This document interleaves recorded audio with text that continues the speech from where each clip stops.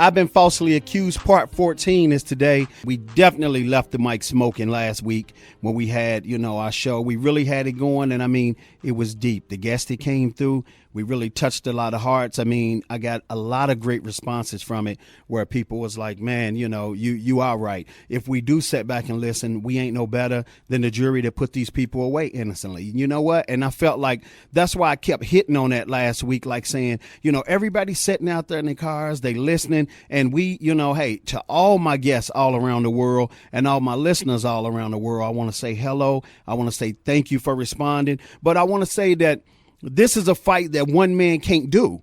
We need our whole community to adopt our exonerees and say, hey, these are our babies too. You know what I'm saying? These are, because it takes a community to take care of children nowadays. Now, when these exonerees go down for something they didn't do, that's when us as a community, we have to step up. We have to adopt them. We have to say, hey, this is my little brother. This is my little sister. This could have been my uncle. This could have been my dad. You know what I'm saying? Because like I said, and I'm going to go to it again. There's so much stuff on YouTube that's just straight foolishness, people getting bamboozled, people getting tricked into throwing their videos on there, showing them fighting, shooting, doing everything that ain't about us. It don't represent us as black folks. I'm even watching white folks on there. It ain't representing them as white folks, but it's not representing us as a community, and it's not representing us in front of the children that are growing up right now and watching their peers and how we get down. You know what I'm saying? Because like I said, we're going to get older. We're going to expire one day. Right now, are these the children that we want to run our countries? Are these the children that we want to leave our children behind to deal with these kind of children that's going to be running, the country, be running police forces, be running the court system? No, we got to lead as an example. That's why every time I do these shows, I want to make sure that, we come intelligent. There's no buffoonery. There's no cursing. There's no being out of pocket in no kind of way that don't, reflect what I represent for this show and my guests. Whenever my guests come on this show, it's like it's my home. I want to give them the best welcome. I want to make sure that they taken care of. And I definitely want to make sure that they want to come back. So to all my listeners around the world, I'm telling you, I say all the time, you can ignore this show all you want, but you never know what one of your children, your husband, could be riding home from work. Hard day's work, ain't bothered nobody. Can't wait to get home, just take his shower, eat his meal, and hang with the family. But he gets stopped. He get pulled over. Why? Because this car fits a description of something that happened. Oh, and it just so happened to be one person that did it. And this same car gets pulled over and it's a certain color and it's one person in it that done it. You know what I'm saying? That they claim that done it. You just fit the profile. So, that's what happened to Reuben Hurricane Carter. Now, it really hurts me. It really hurt me when I heard that Reuben passed away because he was supposed to be on my show. And we called and contacted his people. They contacted me and said, hey, he's getting better. He's going to come on the show. But just, time ran out. And he didn't get to do it. Then we got another exoneree, Mr. Delbert Tibbs, who came on my show, lit it up, broke it down, had the utmost compassion for all the exonerees and for, the listeners and for me. He said a bunch of nice things on my show that I represented, on the highest fashion for our exonerees, and he passed away. But I just don't think it's fair that these men live to die this way.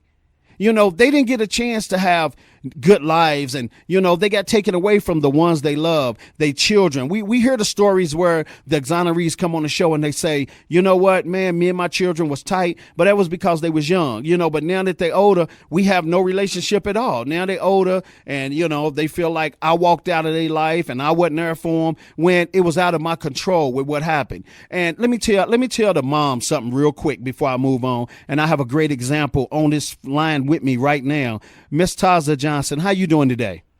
I'm doing good, thank you. How are you? I'm doing fine, thank you. And thank you for being my co-host today. We got a great show coming up. We got a great young man, Mr. Jared Adams. I can't wait to talk to him. I mean, when I watched his interviews, I felt like it was my little brother. You know what I'm saying? Yes, and I definitely want to celebrate him today and celebrate what he's doing. But I want to ask you something, Miss Taza, real quick. How important is it for the moms, no matter if you're in a relationship or not with this man or with the father of your child, if he goes to prison, how important is it to keep his name alive, no matter what y'all going through?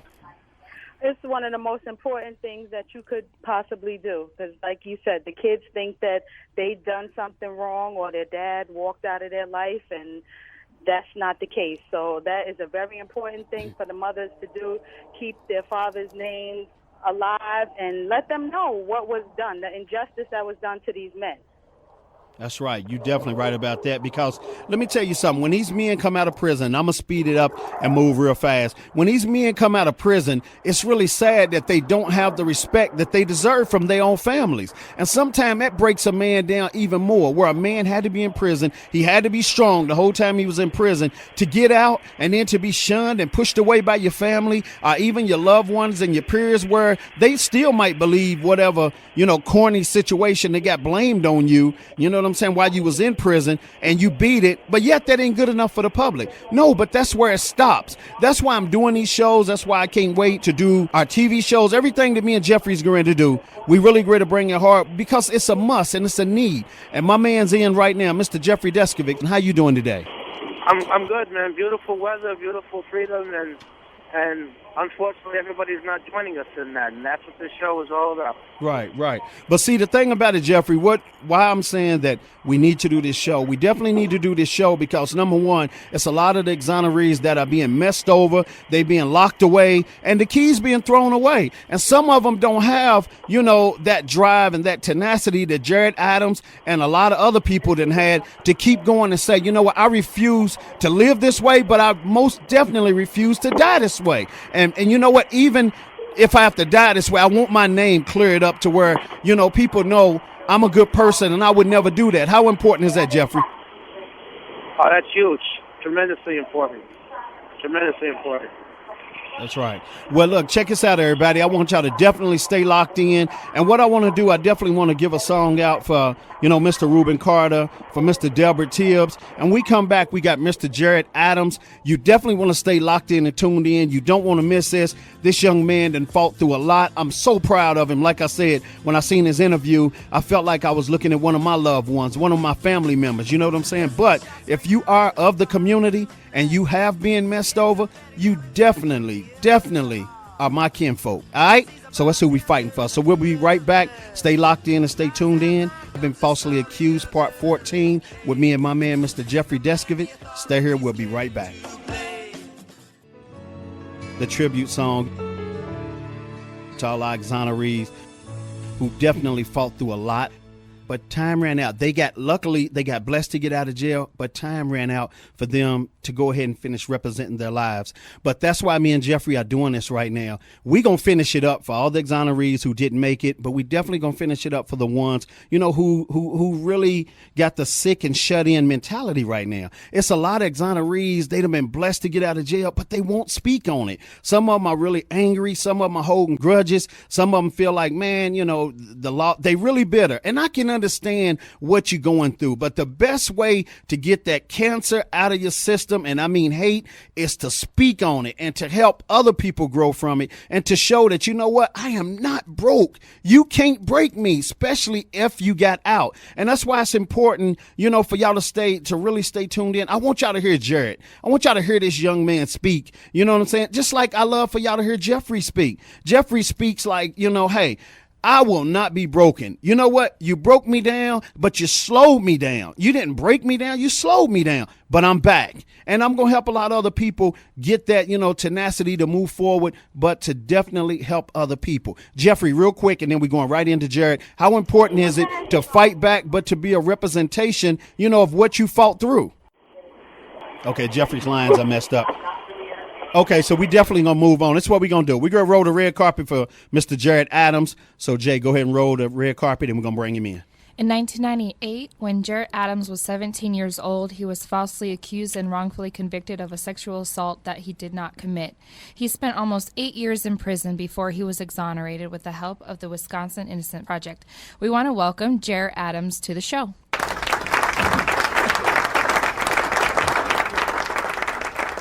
Mr. Jared Adams, how you doing today? I'm doing well. Thank you for having me, Coach. I really appreciate it. Man, you know what? I really appreciate you. And like I said, I want to tell you right now ahead of time, I'm so proud that we have somebody like you. You one of the exonerees that came through, but you made a breakthrough. How important was it for you to make a breakthrough to show not only your peers and not only your family that I was innocent, but to show the court system, no, you're just not going to get me like this and I'm a fold. Yeah, I mean, it was really important. I mean, first and foremost, I had to thank God because I know I wouldn't be here without keeping my faith. My family, they prayed and kept me strong. I really felt that I was in debt, coming home, in debt to my family. It was really close to 10 years because the time I spent in the county jail where I couldn't bail out, going in and coming out, it took almost 10 years of my life. In 1998 is when I was charged and when I was accused. I didn't come home until February of 2007. And, for almost 10 years, I had my mother and my two aunties writing me letters almost every day.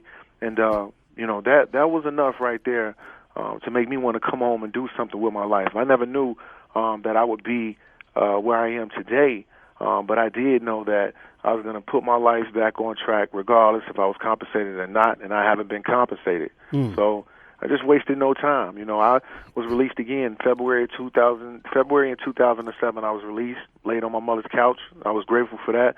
Didn't have anything else, not a dime to my name, or not even an ID, not even a birth certificate, and I had to start from scratch.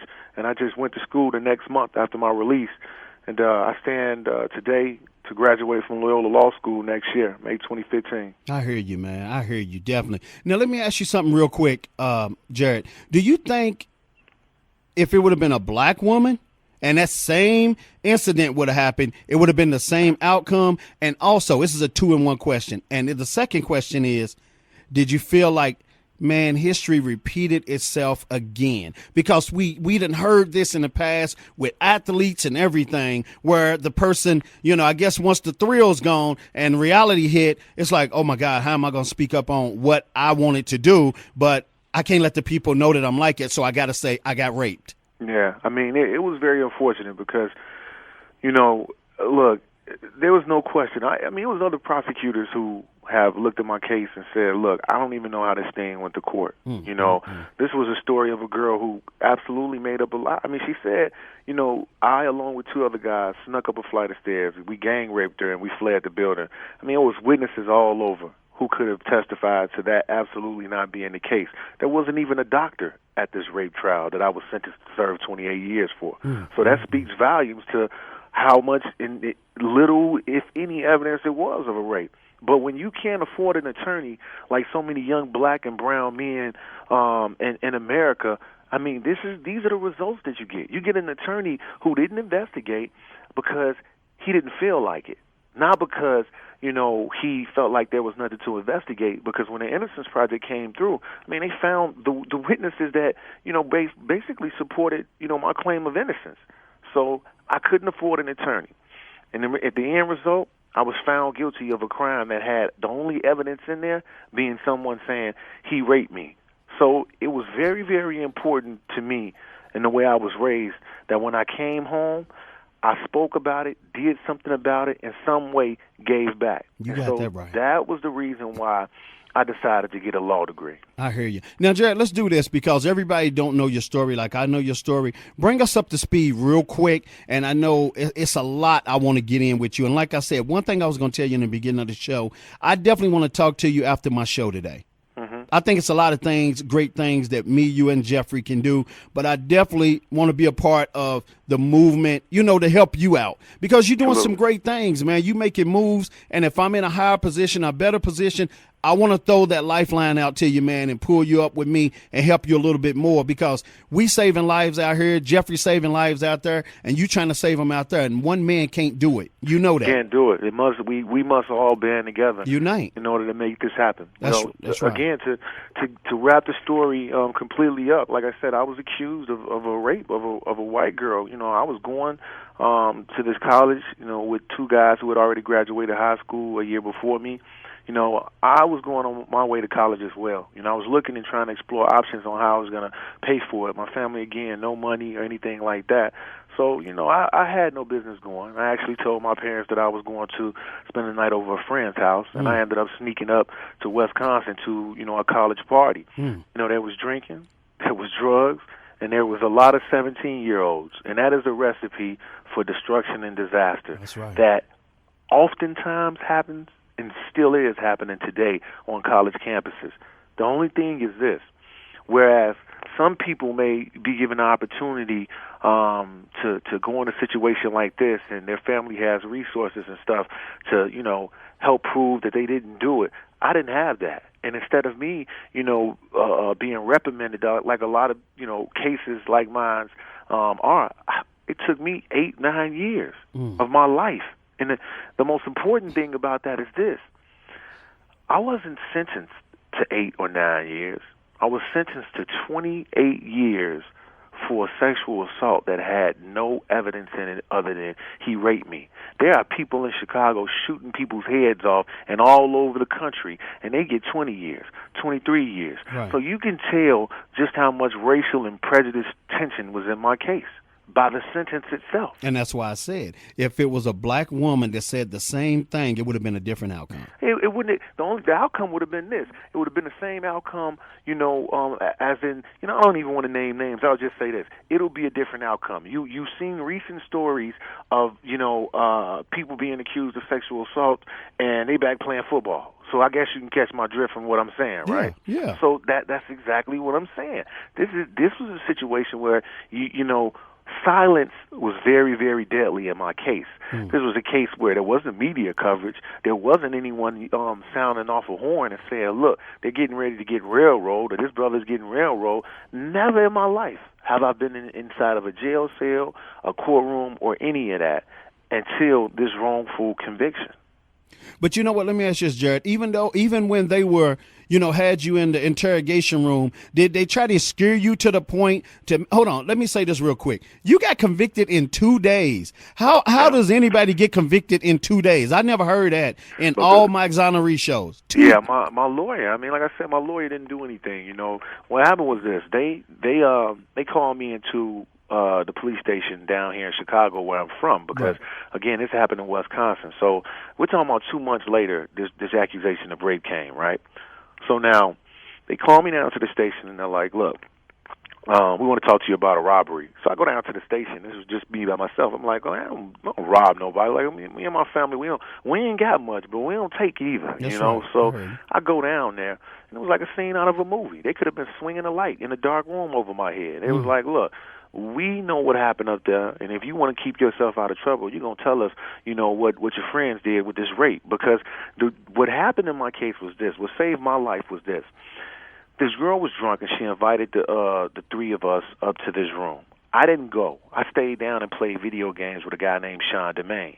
He was the witness that saved all of our lives because, her story was that we all three snuck up a flight of stairs, raped her, and fled the building. When I'm downstairs playing video games with this guy, I go up later to go get them, and then we all come downstairs and was seen in a smoking area by the witness I was playing video games with. When I went to the police station, the police were like, look, if you want to keep yourself out of trouble, you're going to let us know what happened and what your friends did. So I told them the exact same way I'm telling you today what happened and how we were invited and how I stayed playing video games. The man told me, he said, look, okay, you want to be a tough guy? All right, you just put yourself at the scene of the crime. We'll be charging you. And that's how the interview went. No one ever told me I had the right to talk to an attorney, any of that stuff. Because the chances are, had I not went down to that police station, I probably wouldn't even been charged with this crime. Right. But the thing about it, Jared, see, that's why we want to educate our listeners. That's why we want to educate our youth, because number one, like you said, if you hadn't went down there, it would have been a whole different outcome. But the thing about it now I want you to teach. This is the part of the show real quick. I want you to teach. Now, if any young people or anybody of any color get put in a position that y'all were in, what is the first thing they should do before moving forward, with these allegations being on them, to deal with them? The very first thing that you should do is seek out professional legal advice. And that means by way of invoking your right to not say anything until you get an attorney present. And a lot of times that right is scared out of us because, when you're raised to respect the law and to respect authority, you don't think that you're implicating yourself in a crime when you are just answering questions that an authority figure is putting upon you. There are a lot of kids who can recite every lyric to a rap song. That's right. But they cannot recite their Fifth Amendment right to, or well, not their Fifth Amendment right, but their right to ask for counsel or to not say anything at all. And, you know, they don't know this. And it's something that needs to be said. And like I said before, you know, I did this track through life going to law school not because I wanted to be a fancy lawyer, but it was because I wanted to be both certified from what my experiences was in prison and in the legal field where I have my degree and I have my license to be able to speak on this topic. And the one thing that I want to say to all parents who have kids, you know, that are in the streets, or, you know, you could be in the streets by just walking on your way to school, if you know what I mean, Koji. It doesn't matter. So the thing that I want to say is this: you have to continue to remind your kids about situations in terms of speaking with the police. It is not that the police are all bad guys and stuff like that. But, you know, look, history has shown us that you have officers and prosecutors who go too far. And you have to know the law. You have to. And I think that classes and shows like this should be done on a regular basis because, you know, you don't remember things off the first time. You know, you have to be told this over and over again. That's and right. You shouldn't have to lose almost 10 years of your life to realize that it's real. You're right about that, man. You definitely right about that. Everything you said, you definitely hit it on the nose. But the thing about it is, half of the time when we go down there, and, you know, our people go down there and then they in the court system and the police got them and they interrogating them. 9 times out of 10, the first thing they think about is when you see, okay, like the first 48. Let's go to that real quick for a minute. I can't stand that show. Man, I can't stand it either because it's like first thing they say is snitching, and half of them don't understand. You don't got to say nothing at all. Can you speak on that show real quick? What light does that shine on our people? This is the light that it shines on things that's going on. You know, you have these shows where they cut and they edit and they do all of these things, and, you know, you got guys going in there telling on themselves, implicating themselves and stuff that they really didn't do. And it should teach people, if they're watching it, things that they shouldn't do. But again, it still continues to happen every day. You have to take the advice of an attorney because, Koji, look, an electrician cannot tell a plumber how to fix a pipe. Got that right. You know what I mean? Yeah. So you have to go to the electrician to find out what's going on. And what I'm saying is this: we don't know everything. That's right. You know, lawyers, when they get their law license, they have to continue to do continued legal education classes. And what that means is this: even as a lawyer, you don't know everything. Because the law continues to change. The Constitution is a living and breathing document that will continue to change. And so you need to know how cases are decided and how things are coming out in order to stay up with the law. And the reason that I said all that is because even if lawyers don't know everything and they went to school and taken on all this debt to get these licenses, then you know the average person doesn't know these things, doesn't know the rules, doesn't know all of the things that happen from stage one of just charges to all of a sudden you're in court and you're tried and you're convicted. Once you are convicted, man, it is so hard to come out from under that. The standards are set ridiculously high, and you know you would not want to be in the position that I was in trying to get out, because 8.5 years that I was in there, all of those were waiting on appeals to be answered. All of that time. My mandatory release for everyone who's sitting in their car and going home, if the reality of my story hasn't hit you just yet, let me just say this. Every day that I get tired, I get my butt up, because you know why?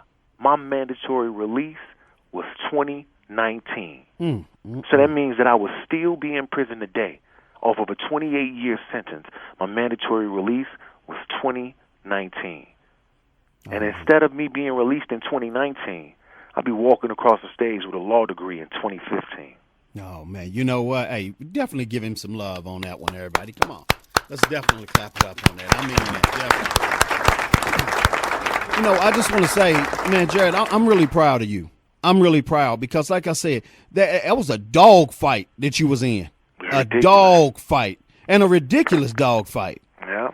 But you made it through. And that's what I want to show our young people. We can make it. Man, that's why I do these shows. I do these shows to bring hope. But you know what? Even at night, before it's time for me to do these shows, I can't sleep I toss and turn. I get up. I watch TV. I feel tired. I turn the TV off. I lay back down. Then when I lay down, I'm laying on my back with my arms crossed, looking up at the ceiling. And the reason I know now I know why I can't sleep. Because I'm carrying the souls and spirits, man, of all the exonerees all around the world. And, to touch on a point that you made about, the community and why the community should care, let me further that and say this. All right. Look, I was in prison with guys who can boil water with Q-tips and pencil leads. So that's not the work of a guy or guys who don't know how to create and design and stuff like that. That's what this world is about. So we don't know who we are locking up and throwing the key on. You got that right. We just don't know. And the majority of people that are in prison are black and brown, and it's not because black and brown commit all the crimes in this world.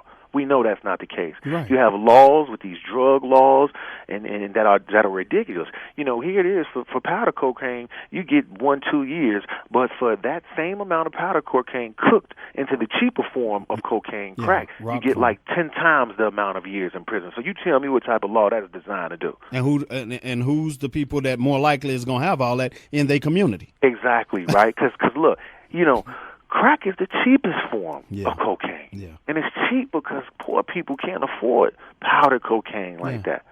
And so here it is, another law targeted at, the poor people. And so, like I said, it's important for the community to care specifically about exonerees because when you are convicted of a crime, you come home and you have some resources. You have resources, although they're inadequate, you have resources, halfway housing, things like job readiness programs and stuff like that. Exonerees come home to absolutely nothing. And that is dangerous. Because you don't know what guys have suffered inside of these prison walls and what type of mental health care, mental stability they have. You do not know. And right now it has been recorded. This is just what's been recorded, but I know that number is a little low. It's been recorded that, it's been over like 1,500 or so exonerees, people who have been exonerated, innocent evidence of innocence has gotten their cases overturned in their home. So if history is any indicator of the future, if we have 15 people to date since 1988, in another 10 years, we're going to have 3,000 people that claims of innocence, and they're out and they're amongst the community. The reason that is important is because of this. We are, putting people in the office to protect the community. But when they have been found to have wronged someone and that person is released out of spite, they offer that person no resources. And out of spite, they are endangering the community by releasing people with absolutely nothing. You got that right. You definitely got, and see, I done said that on plenty of shows. Now, let me ask you this real quick, Jared. Now, we're going to stay right where we are with this. Jeffrey, get ready. I'm going to come to you right after this question. What did I say in the opening statements that made a lot of sense, or was it anything that you didn't agree with? No, I mean, I agree with all of what you said. I mean, we have to, especially the part about, us as a community, addressing this, because it shouldn't be the case that, you look and you hear or you read a story and you feel like it can affect your life, because trust me, it can. But you shouldn't wait. I mean, you shouldn't wait to react or act on something because it hasn't touched your life. It's really important that we understand the very first thing that you said about how, one day we will all be, AARP people, looking for our benefits and letting our kids run the world. That's right. And it's like, listen, we don't know. We don't know who's being incarcerated, who might have the answer for cancer or AIDS, or we just do not know. This should not be a case where people are pitting each other against sides and stuff like that. Right. If the criminal justice system is about reforming a person and stuff, let it be that then. That's right. Let it be that. Yeah. And if it is about that, and you have a big person that is guilty come home, after they're supposed to be rehabilitated, and you offer them assistance in getting their life together, then why is there nothing being offered for exonerees who they suffered the worst that the criminal justice system can offer? And then I go from a standard where a prosecutor has to prove me guilty beyond a reasonable doubt to now, in order for me to be compensated, I have to prove myself absolutely innocent and not even not guilty by reasonable doubt. It is crazy. You know what? You definitely broke that down. Now, let me ask you this real quick. Jeffrey, I'm going to come to you. I want you to answer this for me real quick, Jared. I got so much going through my head right now, and I got to get to Jeffrey. Every time somebody in our community overlooks exoneree and what they're going through. What they don't understand is, and this is what I said on a lot of shows, and I really want everybody get pens and paper because this is so deep. You can't remember everything that we talking about right now. Yeah, you get your pens and your paper and get ready to learn today. What I want to ask you, Jared, is every time one of us go down for something that we didn't do, what the people don't understand that's on the outside and feeling like, well, I don't got nothing to do with it. That ain't my child. That ain't this. But your child is on the statistic list for that lie that just happened to the exoneree who just went down. Am I right or wrong? Break it down, Jared. Right. And Jeffrey, get ready. You're absolutely right. I mean, you're absolutely right. You have to understand that, these prisons and things like that are being built off the number of young black males that are being born in this country. That's right. And that's a real statistic. That's a real stat. If you let it and continue to let it happen to someone else, and the chances of it getting to you, your son, or something like that are very high. That's right. And then to take color away from it. Everyone in this community, or everyone in this nation, is here with the same freedoms and liberties and stuff like that to enjoy. And so we should stand together and protect each other so that we all can enjoy the Constitution that is supposed to be provided to us. Right. And you know what? Another thing real quick, Jeffrey, here I come. Another thing real quick. I just want to say this one real quick. I ain't want to forget it. It's hurtful to me, but I'm thankful. I'm saying this in a good way, and I'm saying it in a bad way with our own people. I'm thankful that it's a lot of white folks that help us black folks get out. Yeah. They really see what our own people don't see. But how hurtful is it when our own people won't put up that same tenacity fight and won't do what they do to get us out because we represent what they are? Yeah, you're absolutely right. I mean, you are absolutely right. I can't disagree with you. Man. I mean, because the Wisconsin Innocence Project were nothing but white lawyers and law students, really. Right. And I'm very, very thankful. Please don't stop helping. Please don't stop helping. But the thing about it is, I just want us to know that we are the reflection of what we let our people go down for. Absolutely. Jeffrey, go ahead. Yeah, Coach, I think that, we were talking about in the Innocence Network conference meeting that Jarrett and I were with, that there's inadequate compensation, across the country. I mean, New York is one of the more progressive states where you have a compensation statute on the books, but even there, there's no immediate social service or reintegrative aspect to it when people are initially released, because the average length of time is 3 to 7 years before you settle a case. So people who are released, they're re-victimized. They're just left twisting in the wind until their case can settle, if it settles at all, or they're able to win at all. But then there's other states, such as Wisconsin, with a total cap of $25,000. I mean, that's an insulting amount to me. That's right. If someone is incarcerated for 1 year, let alone that's going to be the total amount the state's going to depart with. So it's crucial to shine light on all these various aspects of the justice system that pertain to awful convictions. There it is. You're definitely right. You definitely broke that down. I mean it. But, Jeffrey, I mean, that's why we got to talk today, Jeffrey, off the air, which I got some good news for you. You know what I'm saying? And like I said, I laid in the bed last night and I just thought, let me tell you something, man. God definitely is talking to me and I'm definitely listening and I'm moving on it. I know, because like I said, the way he gave it to me in my head, I already know it's going to be very effective the way we going to do it.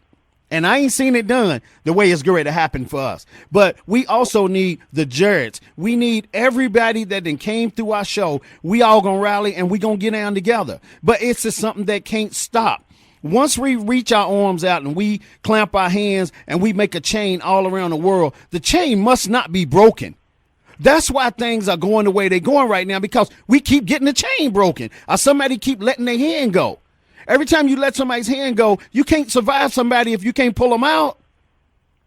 No, absolutely right. Right. So, so that's why we, Jeffrey, we got to stay hard on the fight. And what one man won't do, another one will. That's going to be our motto. What one man won't do, another one will. We got to keep looking for that man that will and that woman that will. I got a special guest in the studio today. Miss Paula, this is one of my good friends, and I've been sitting and letting her hear this right now. And she came in to support us now. Remember what I said? What one woman won't do, another one will. Another one took time out of her life today to come and definitely rally for this situation with the exonerees. So, Miss Paula, thank you for coming in today. Well, thank you. Now, you've been sitting and you've been hearing the story. How sad is it, no matter what color it is, when somebody go down like this? I know you got a very fair heart. Me and you, we rap deep. Every time we talk, we say we're going to talk for about 10 minutes. We talk for 2 hours. How deep is this, and why should this stop? Go on and break it down and flow.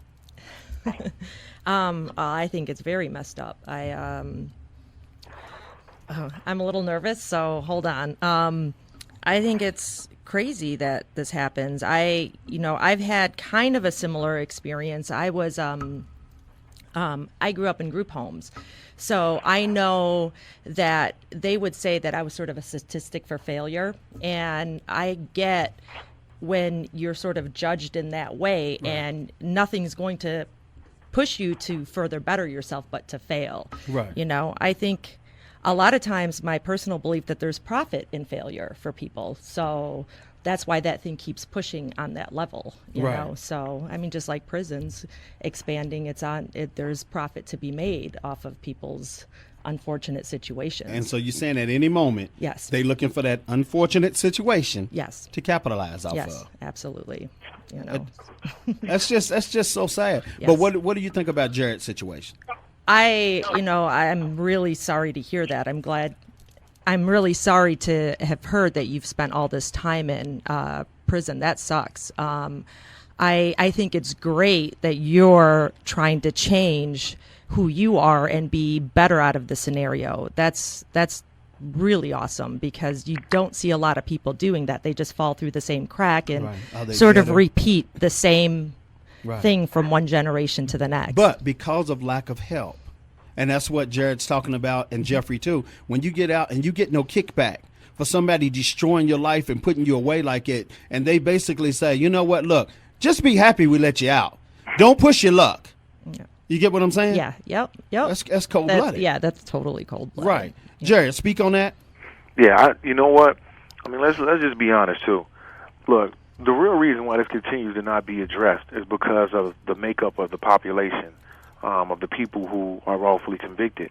And, the majority, are black and brown, and they're angry black and brown That's men. right. And you have that group standing in front of you, and it doesn't make it any easier for those in power to pull the trigger on compensating them, because they're just looking at a bunch of angry black and brown men. Let me use this for an example. All right.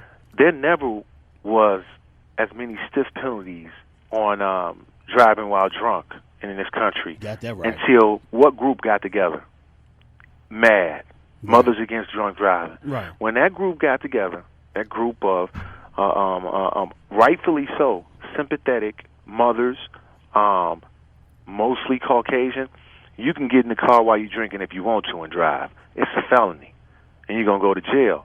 And that's the same thing that you got going on here, but the opposite effect. You have a bunch of black and brown men. A lot of them are angry, rightfully so. A lot of them can't articulate themselves to get past the anger and let it out and say what it is that they need, what it is that's going on in their life. And people aren't being sympathetic to that. They're not pulling the trigger on something that we think is so clear to us, to every other person to understand. Here it is. If I slip and I fall on the stand in the courtroom that I was wrongfully convicted, I could probably get about $10,000-$15,000. But because I was wrongfully convicted in that stand, I walk out with nothing? And that's fair? That's ridiculous. Man, but you know what? I'm going to tell you what's ridiculous, and you're definitely right about that. Now, let me flow with you on this real quick. Now, I really want you to listen to this, what I'm going to say, Jared, and I want you to pass this on in your speakings and your teachings as well as you, Jeffrey. What's sad to me is, even in my own family, I done have family members, I done said, look, I done made a better way. I left. Come be with me. Start a new life. Do you know how many of our own people will not leave the community because they are definitely, it goes back what we say about people that's in jail. Their mentality is, well, it's easy here I know if I want to eat, I can go over mama's house. I can go over grandmama's house. I can go over my auntie's house. I can go over my cousin's house. But nobody won't stand up and be a man or be a woman and say, I need to start a better life because I have children. I am a reflection and my children are watching what I'm doing. But long as I can stay somewhere and I can keep making it easy on myself and it keep being easy on myself, guess what? Now this is what I'm seeing. Now this is the honest God truth. I have nephews and nieces. I tell them to come out here with me. They won't come. Why? Because they don't want to leave their comfort zone. And that's what's happening when people are getting out of prison. Their comfort zone is right there. They don't have mama and them, papa and them. They don't have nobody out here who can really help them. And they have that comfort zone. So when you find that comfort zone is gone, goes back to what Jeffrey said and what Jared said. Well, I got to do it now. I got to do what I got to do. And we all know when you do what you got to do, 9 times out of 10, you know where you're going to be. Back in prison. Now, Jared, half of the time when people get out of prison and they giving you your clothes and giving you your stuff, half of them say, oh, well, you know what? I know you'll be back. Am I right or wrong? Yeah, you're right. I mean, they expect you to come back because the system is set up for you to come back. When you release a person with nothing, I mean, what other way do you think a person is going to survive? And so, you know, people like me and Jeffrey are we're not the norm. And we're especially not the norm because not only are we not the norm, but we care enough to start things to help and bring a light to what's going on. You know, I cannot tell you how hard it was for me to get to the point where I am today. Now, I know being in law school, on the outside looking in, looks like, oh, he's finally made it. But look, I still today deal with the tentacles of my wrongful conviction. I don't have a credit history long enough to get the normal Grad Plus loans that all the other law students get and stuff like that. I have tickets from a car that was impounded when I was arrested and put in jail that I still have to get off of my record before I can sit for the bar. So it's things like that had I been compensated, that's what my money would have went to. It would have went to that. It would have went to therapy sessions and stuff like that. I mean, each and every day is a struggle. It's the same thing when vets come home from war. You have post-traumatic stress from sitting in prison for all of that time. And even if you aren't personally involved in violence in prison, you can't help but to see it. You know what? You're definitely right about that. You know what? We down to short time. We down to 3 minutes right now. And like I said, I definitely got something set up good for you. I'm going to talk to you. I want you to stay on the phone, you know, right after this hour. Stay on the phone. Don't hang up. I'm going to get on the phone. I want to talk to you about something. Thank you again, bro. Oh, man. Hey, you know what, man? Let me tell you something. We ain't finished. Our work ain't finished. Don't thank me yet. You know what I'm saying? Because our work is not finished. I'm looking forward to doing a lot of great things with you, me and Jeffrey. You know what I'm saying? Jeffrey then definitely spoke highly of you. Jeffrey is very proud of you as well. You know what I'm saying? Jeff's a good guy, man. Oh, he's yeah. He's a good guy. I couldn't have had a better partner, and I mean that. You know, I know Jeffrey's down like I'm down, and I know how far we're going to take his situation. But real quick, Jared, let me have your words of encouragement real quick to our listeners and to our youth. Hey, look, I'm a prime example of why you shouldn't give up and why there's still hope.